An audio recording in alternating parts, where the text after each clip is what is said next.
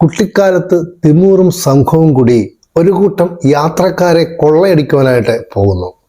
അന്നത്തെ സമ്പത്ത് എന്ന് പറയുമ്പോൾ ആടുമാടുകൾ, ഒട്ടകങ്ങൾ തുടങ്ങിയ മൃഗസമ്പത്താണ് എന്നോർക്കണം.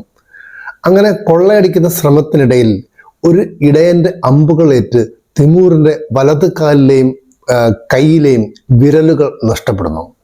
അങ്ങനെ കുട്ടിക്കാലത്ത് തന്നെ അംഗവൈകല്യവും മുടന്തും സ്വന്തമാക്കിയ തിമൂറിനെ മുടന്തൻ എന്നർത്ഥം വരുന്ന ടമർലൈൻ എന്ന പേരുകൂടി ചാർത്തപ്പെട്ടു. എന്നാൽ 1360 ആയപ്പോഴേക്കും ഈ മുടന്തൻ പയ്യൻ തുർക്കി ഗോത്രക്കാരുടെ ഒരു സൈനിക നേതാവായി തന്നെ മാറുന്നു. വോൾഗ ബൾഗേറിയ എന്നറിയപ്പെടുന്ന പ്രദേശത്തെ ചഗത്തായ് വാനേറ്റിലെ ഖാനുമായി തിമൂർ നല്ലൊരു ബന്ധം സ്ഥാപിച്ചെടുത്തു. ഒപ്പം വോൾഗ ബൾഗേറിയയിൽ നിന്നും സ്ഥാനഭ്രഷ്ടനാക്കപ്പെട്ട ഖസാഖാനുമായും നല്ലൊരു ബന്ധം തിമൂർ സ്ഥാപിച്ചെടുത്തു. 1000 കുതിരപ്പടയാളികളുമായി ഖൊറസാൻ എന്ന പ്രദേശം ആക്രമിച്ച് കീഴ്പ്പെടുത്തുവാനുള്ള തൻ്റെ ഉദ്യമത്തിൽ തിമൂർ വിജയിച്ചു. അങ്ങനെ സേനയിൽ നല്ലൊരു സ്ഥാനം അദ്ദേഹത്തിന് ലഭിക്കുന്നു.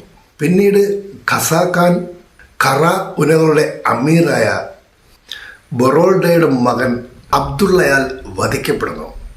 ഖസാഖാന്റെ മരണശേഷം വോൾഗ ബൾഗേറിയയുടെ തലപ്പത്തെത്തുവാനായിട്ട് പലരും അവകാശവാദവുമായി മുമ്പോട്ട് വന്നു.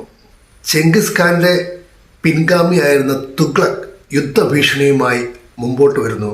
ഈ തുഗ്ലക്കുമായി ചർച്ച ചെയ്ത് പ്രശ്നം അവസാനിപ്പിക്കുവാനായിട്ട് തിമൂറിനെ ഭരണകൂടം ചുമതലയേൽപ്പിക്കുന്നു.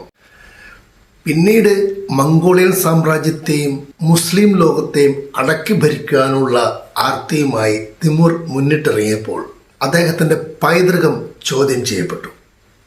മംഗോളിയൻ പാരമ്പര്യങ്ങൾ അനുസരിച്ച് തിമൂർ ചെങ്കിസ് ഖാന്റെ പിൻഗാമി അല്ല എന്നും ഖാൻ എന്ന് വിളിക്കപ്പെടുവാൻ ഒരു യോഗ്യതയും ഇല്ല എന്നും പറഞ്ഞൊക്കെ തിമൂറിനെ എല്ലാവരും തഴഞ്ഞു.